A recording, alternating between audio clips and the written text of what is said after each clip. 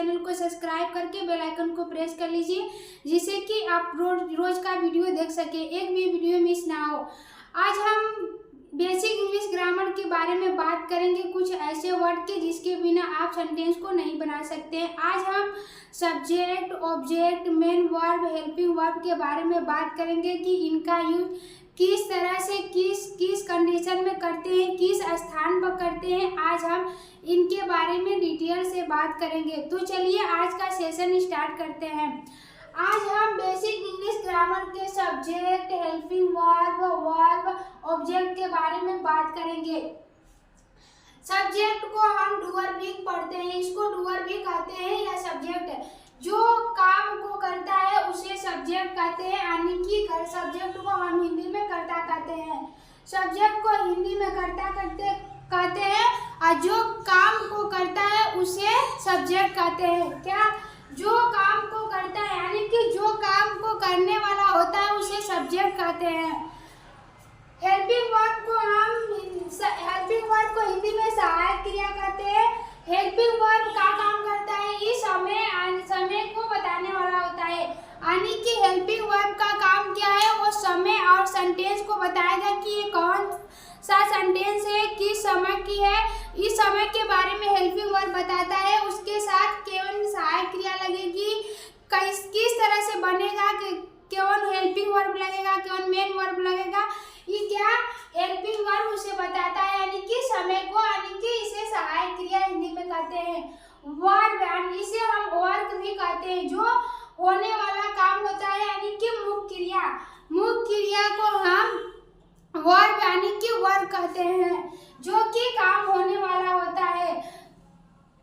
जो यानी कि काम होने वाला है उसे हम वर्ब कहते हैं, जो काम करने वाला है उसे हम सब्जेक्ट कहते हैं, जो सेंटेंस को बताने वाला है उसे हम हेल्पिंग वर्ब कहते हैं। अगला क्या है? ऑब्जेक्ट, जिस पर काम हो, यानी कि जिस पर काम होता है हम उसे ऑब्जेक्ट कहते हैं, उसे रिसीवर भी कहते हैं, यानी कि जो कि काम हो रहा है, जिस पर उसका असर पड़ता है उसे हम ऑब्जेक्ट कहते हैं। जो काम हो रहा है उसका असर जिस पर पड़ता है उसे ऑब्जेक्ट कहते हैं, यानी कि रिसीवर भी कहते हैं। जैसे तुम घर जा रहे हो, इसमें तुम क्या है? सब्जेक्ट। जा रहे हो, जाना क्या है? कार्य कर रहा है ना, जा रहा है तो कोई कार्य कर रहा है, तो काम करना क्या है? इसमें काम करना, यानी कि काम होना क्या है? वर्ब है। फिर कहाँ जाना है? घर यानी कि वो जा रहा है घर, तो कहाँ जाएगा? इसमें ऑब्जेक्ट कहाँ जाएगा? घर, तो कहाँ जाएगा? You are going home. तुम घर जा रहे हो, यू क्या हो गया? सब्जेक्ट। आर क्या हो गया? Helping verb. गोइंग क्या हो गया? वर्ब। इसे हम मेन वर्ब भी कहते हैं, मेन वर्ब। होम क्या हो गया? ऑब्जेक्ट। तो यू क्या है? सब्जेक्ट है, यानी कि कर्ता। आर का है? हेल्पिंग वर्ब यानी सहायक क्रिया। गोइंग का है? मेन वर्ब यानी कि मुख्य क्रिया। होम क्या है? ऑब्जेक्ट यानी कि कर्म।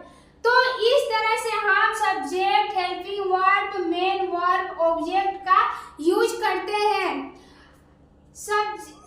किसी भी सेंटेंस को बनाने के लिए सबसे पहले हम सब्जेक्ट को लेते हैं, तो सब्जेक्ट के बाद हेल्पिंग वर्ब का यूज करते हैं, फिर वर्ब का यूज करते हैं, फिर ऑब्जेक्ट। अगर कोई भी कितना बड़ा से बड़ा सेंटेंस हो, हम उसको इसी नियम के अनुसार बनाते हैं। पहले सब्जेक्ट लिखते हैं, फिर हेल्पिंग वर्ब लिखते हैं, फिर वर्ब लिखते हैं, फिर ऑब्जेक्ट।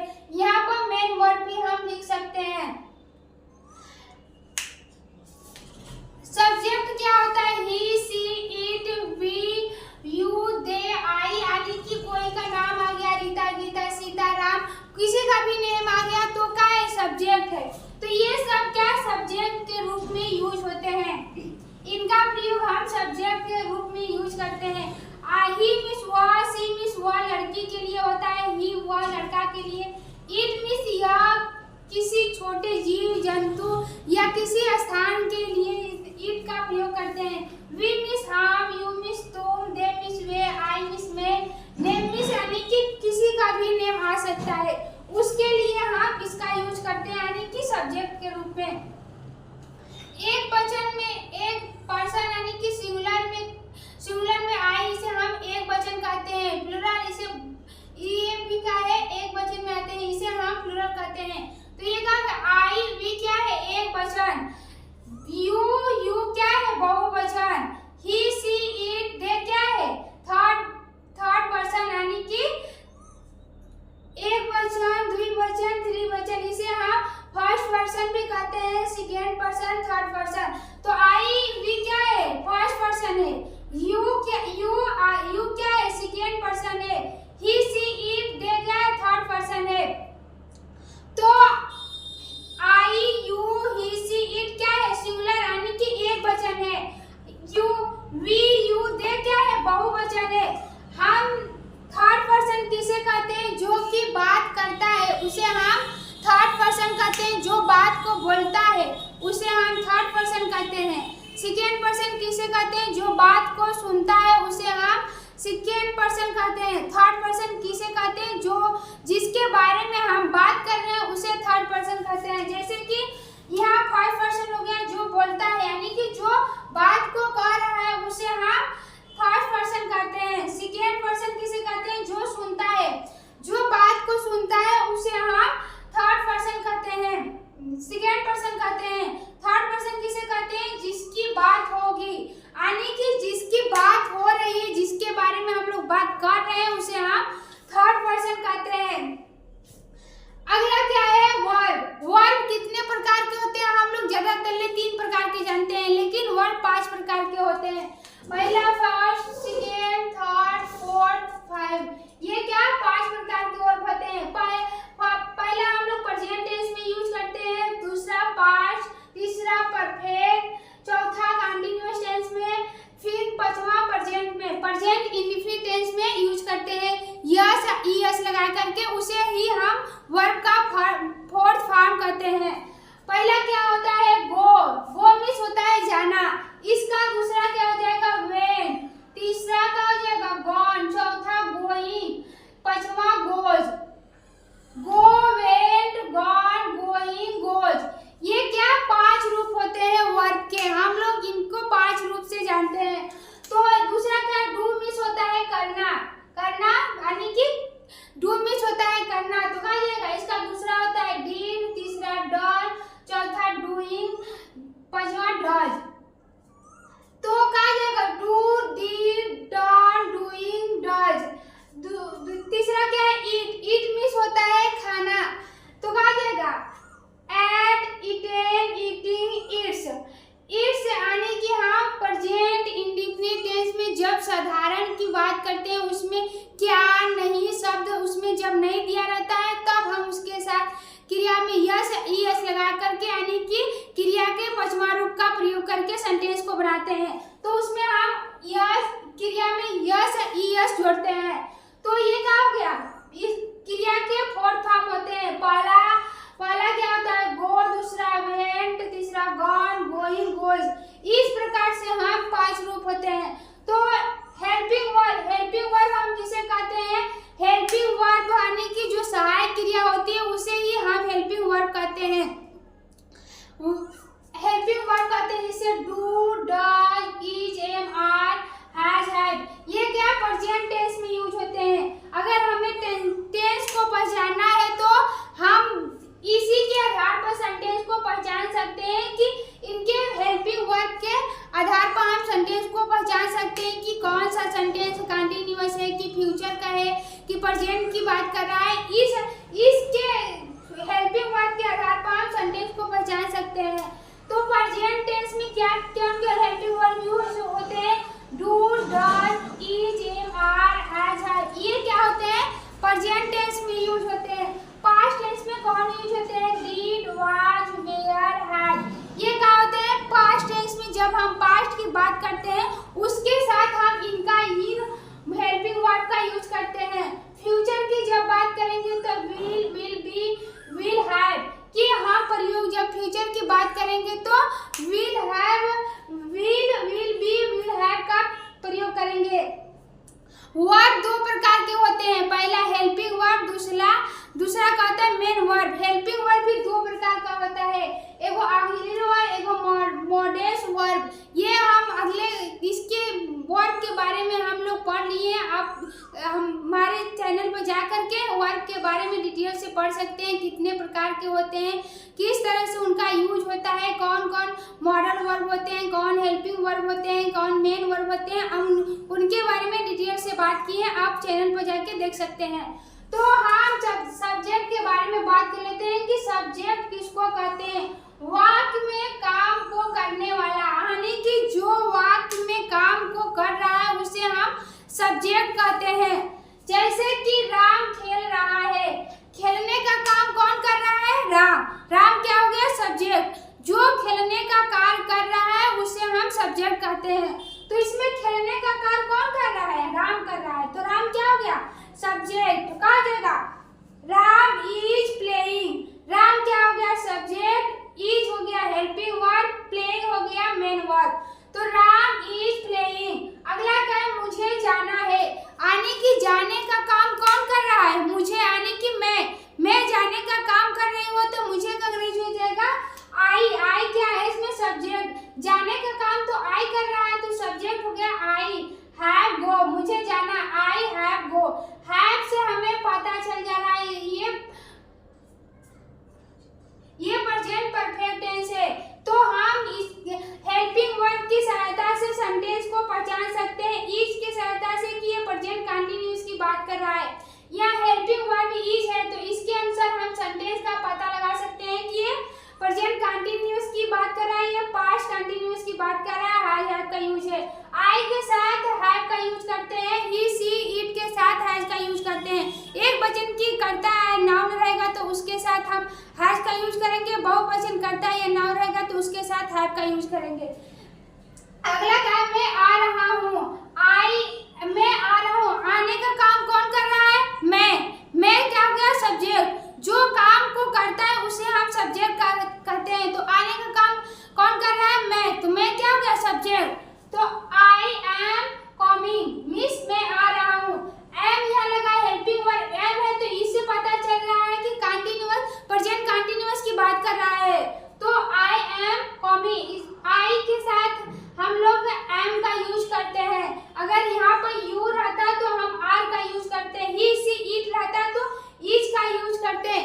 आई के साथ हम एम का यूज करते हैं, यू दे वी के साथ हम आर का यूज करते हैं, ही सी इट या एक नाउन के साथ हम इज का यूज करते हैं।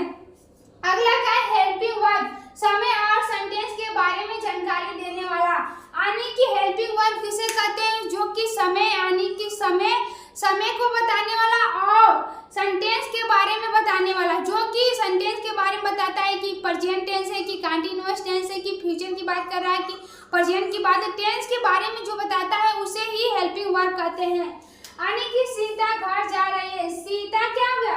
घर जा रही, कौन जा रही है? सीता। तो सीता क्या हो गई? सब्जेक्ट। कहेगा सीता इज गोइंग होम, तो इज क्या हो गया? Helping verb. हेल्पिंग वर्ब से हमें पता चल रहा है कि हम प्रेजेंट कंटीन्यूअस की बात कर रहे हैं। इसमें हेल्पिंग वर्ब क्योंकि इज लगा है, इसके साथ सहायक क्रिया मानी क्रिया में आईएनजी हम जोड़ते हैं। प्रेजेंट कंटीन्यूअस में क्रिया में आईएनजी जोड़ते हैं।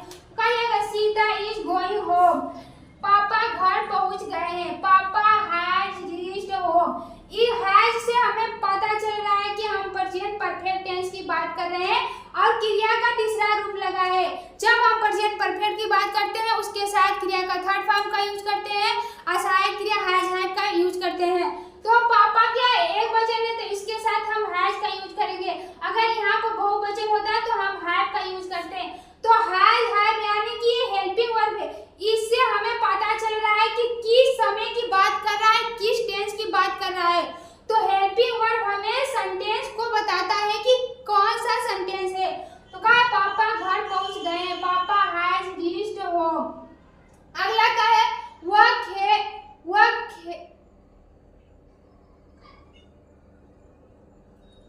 सॉरी खाना रहेगा।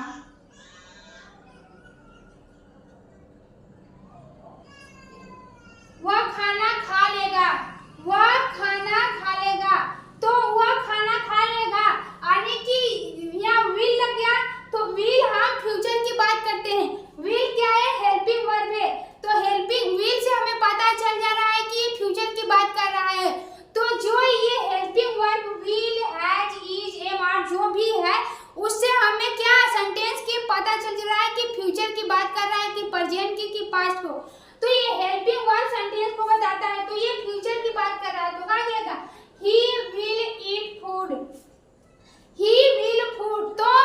सब्जेक्ट क्या होता है? जो कि कार्य को करता है। ही, सी, इट, दे, यू, ये सब क्या है? सब्जेक्ट है। ये सब कार्य को करते हैं। हेल्पिंग वर्ब क्या होता है? जो सेंटेंस यानी समय, सेंटेंस में समय और सेंटेंस के बारे में बताता है कि ये प्रेजेंट की बात कर रहा है, फ्यूचर की कि पास्ट की, तो ये जब बताते हैं उसे हम हेल्पिंग वर्ब कहते हैं। अगला क्या है? वर्ब। वर्ब हम किसे कहते हैं? जो काम सब्जेक्ट करता है। वर्ब हम किसे कहते हैं? सब्जेक्ट जो हम काम को करेला ओके हमन का कहेला वर्ब। जैसे कि वह खेलता है, वह का है सब्जेक्ट। खेलने का काम कौन कर रहा है? वह खेलने का क्या कर रहा है? क्या कर रहा है? काम। तो काम क्या हो गया? वर्ब। वर्ब क्या हो गया? काम। यानी कि जो वह है वो कौन काम कर रहा है? खेलने का। तो जो प्ले है ना वो क्या हो गया? वर्ब। तो जौन भी काम सब्जेक्ट करता है उसे हम वर्ब कहते हैं। जैसे राम दूध बेच रहा है। राम दूध बेच रहा है। Ram is selling milk. जो काम सब्जेक्ट करता है, सब्जेक्ट कौन काम कर रहा है? दूध बेचने का। दूध बेचने का काम कौन कर रहा है? राम। राम क्या कौन काम कर रहा है? बेचने का। तो क्या हो जाएगा? सेलिंग क्या हो जाएगा? वर्ब। वर्ब क्या है? बेचना। बेचने का काम कौन कर रहा है? सब्जेक्ट यानी कि राम। तो क्या हो जाएगा? Ram is selling milk. तो ये जो सेलिंग है ना, जो काम सब्जेक्ट करता है, वह खेल रहा है। तो खेलने का काम कौन कर रहा है? वह। तो खेलना जो है प्ले ना, वो क्या हो गया? वर्ब। तो जीवन भी काम सब्जेक्ट करता है उसे हम वर्ब कहते हैं। तो Ram is selling milk. Selling क्या हो गया? वर्ब। ये वर्ब हो गया, ये सब्जेक्ट, ये मेन वर्ब। नहीं, हेल्पिंग वर्ब। हेल्पिंग वर्ब इसे हम मेन वर्ब भी कहते हैं या वर्ब। ये क्या हो गया? ऑब्जेक्ट। अगला क्या है? वह खाना बना रही है। वह खाना बना रही है यानी कि वह क्या है? सब्जेक्ट है। वह कौन काम कर रही है? खाना बनाने का। तो क्या है? ये जो कुकिंग है ना, ये क्या है? वर्ब। वर्ब क्या है? वह क्यों काम कर रही है? खाना बनाने का। तो क्या हो गया? जो खाना बना रही है ना, वो क्या हो गया? वर्ब। यानी कि वो क्या हो गया? वर्ब। वर्ब यानी कि क्रिया। वर्ब को हम क्रिया भी कहते हैं। तो ये क्या हो गया? कुकिंग क्या हो गया? क्रिया। यानी कि जो खाना बनाने का काम हो रहा है वो क्या है? Verb. She is cooking food. वह खाना बना रही है। She is cooking food. अगला क्या है? तुम स्कूल जा चुके हो। तुम स्कूल जा चुके हो। तो जाने का काम कौन कर रहा है? सब्जेक्ट। तो सब्जेक्ट जाने का काम कर रहा है। तो ये जाने का जो काम है, तो जो काम सब्जेक्ट करता है उसे ही हम वर्ब कहते हैं। तो ये जो गॉन है, जाना, तो उसे हम वर्ब यानी कि क्रिया कहेंगे। वर्ब यानी कि क्रिया है। क्रिया का है गॉन, यानी कि जाना का है क्रिया है। ये यहाँ आ गया हैव। हेल्पिंग वर्ब क्या है? हैव। तो इस सेंटेंस से हमें पता चल रहा है ये हेल्पिंग वर्ब क्या बताता है? सेंटेंस, समय और सेंटेंस को बताता है। तो इसे हमें पता चल रहा है कि प्रेजेंट परफेक्ट टेंस है। तो ये हो गया यू क्या हो गया? सब्जेक्ट। हेल्पिंग वर्ब क्या हो गया? हैव। ये इसमें क्या हो गया? गॉन क्या हो गया? वर्ब। टू स्कूल क्या हो गया? ऑब्जेक्ट। तो क्या देगा? You have gone to school. तुम स्कूल जा चुके हो। You have gone to school. अगला क्या है? वह अंग्रेजी बोलती है। वह अंग्रेजी बोलती है। जो काम सब्जेक्ट करता है उसे ही हम वर्ब करते हैं। तो वह अंग्रेजी बोलती है। वह क्या काम करती है? अंग्रेजी बोलती है। तो अंग्रेजी बोलने का काम तो वह कर रही है ना, तो वह अंग्रेजी बोलती है। तो बोलना क्या हो गया? बोलना क्या हो गया? वर्ब यानी कि क्रिया। क्रिया क्या हो गया? स्पीक। तो क्या आएगा? She speaks English. She speaks English यानी कि इसमें वर्ब का पांचवा रूप लगा है। क्रिया में यस या यस जब हम लगाते हैं तो वह वर्ब का पांचवा रूप हो जाता है। ये प्रेजेंट इंडेफिनिट यानी कि ये हेल्पिंग वर्ब इसमें यस या ईएस लगा है। तो ये क्या है? प्रेजेंट इंडेफिनिट टेंस के बारे में बता रहा है। कहेगा सी स्पीक्स इंग्लिश। वह अंग्रेजी बोलती है। अगला क्या है? ऑब्जेक्ट। ऑब्जेक्ट हम किसे कहते हैं? जिस पर सब्जेक्ट काम करता है। हम उसे ऑब्जेक्ट करते हैं। यानी कि जो हमारा सब्जेक्ट होता है वो जिस पर काम करता है, यानी कि सब्जेक्ट का काम जो रिसीव करता है उसे ही हम ऑब्जेक्ट कहते हैं। पूरी रूप से जो असर हम सब्जेक्ट जितना भी काम करता है, जो असर जिस पर पड़ता है वही क्या होता है, ऑब्जेक्ट होता है। तो राम दूध बेच रहा है, दूध बेचने का असर किस पर पड़ रहा है? राम क्या दूध बेच रहा है? राम दूध बेच रहा है। तो क्या हो गया? बेचना, राम इज सेलिंग मीट। तो सेलिंग, बेचने का असर किस पर पड़ रहा है? दूध पे। तो दूध क्या हो गया? ऑब्जेक्ट। जो बेचने, यानी कि बेचने, राम क्या कर रहा है? दूध बेच रहा है, दूध बेच रहा है। तो ये जो सब्जेक्ट राम है तो उसका असर किस पे पड़ रहा है? बेचने पर। बेचने पर उसका असर पड़ रहा है तो कहा जाएगा यहाँ क्या चीज बेच रहा है? मिल्क। मिल्क बेच रहा है तो कहा जाएगा मिल्क यहाँ, यानी कि दूध क्या हो जाएगा? ऑब्जेक्ट। वह बगीचा में खेलता है, ही प्ले इन द गार्डन। वह कहाँ खेलता है? बगीचा में। तो बगीचा में यानी कि वह इसका असर किस पर पड़ रहा है? बगीचा में, यानी कि बगीचा में खेलता है। तो ये गार्डन क्या हो जाएगा? ऑब्जेक्ट। ऑब्जेक्ट। वह घर नहीं जाती है, she does not go home. जाने का असर कहाँ पड़ रहा है? घर पर। घर पर तो कहा जाएगा घर क्या हो जाएगा? ऑब्जेक्ट। वो कहाँ नहीं जाती है? घर पर। तो घर, असर तो घर पर पड़ रहा है ना, तो ये होम हो जाएगा ऑब्जेक्ट। तो इसमें क्या हो गया? राम हो गया सब्जेक्ट, इज हो गया हेल्पिंग वर्ब, सेलिंग हो गया मेन वर्ब, मिल्क क्या हो गया? ऑब्जेक्ट। ये क्या हो गया? Subject, helping verb, main verb, object. Helping verb क्या करता है? सेंटेंस यानी समय को बताता है। ऑब्जेक्ट यानी कि ऑब्जेक्ट, सब्जेक्ट यानी कि सब्जेक्ट क्या करता है? सब्जेक्ट यानी कि जो काम को करता है उसे हम सब्जेक्ट कहते हैं। सेलिंग यानी कि मेन वर्ब किसे कहते हैं? मेन वर्ब किसे कहते हैं? जो सब्जेक्ट काम करता है, यानी कि जो सब्जेक्ट होता है, जो भी काम करता है उसे हम वर्ब यानी कि वर्ब कहते हैं। ऑब्जेक्ट किसे कहते हैं? जिस पर काम किया जाता है, जो रिसीवर होता है, जिस पर पूर्ण रूप से काम का असर पड़ता है उसे हम ऑब्जेक्ट कहते हैं। तो आज के लिए इतना ही। अब इसी के साथ मिलते हैं नेक्स्ट वीडियो में। अगर वीडियो आपको पसंद आया हो तो वीडियो को ज़्यादा से ज़्यादा शेयर, लाइक, सब्सक्राइब करिए। वीडियो देखने के लिए thanks for watching this video and take care, bye.